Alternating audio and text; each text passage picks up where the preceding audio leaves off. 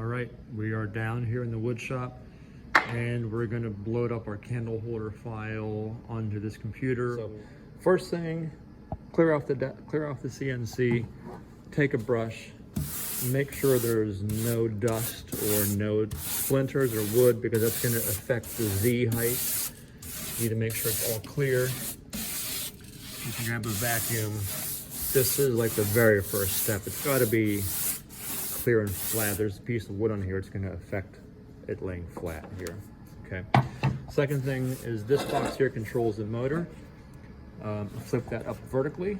You'll hear it turn on. The box back there controls the spindle, and that's the spindle right here.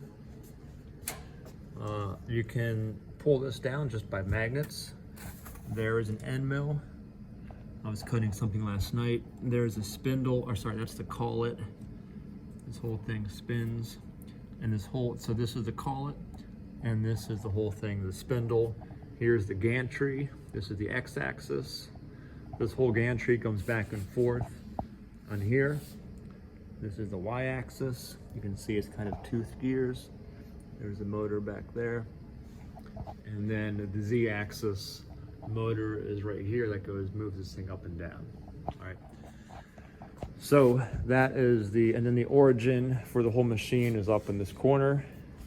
There's emergency stop. There's also the calibration block for setting up the origin of the workpiece. Okay.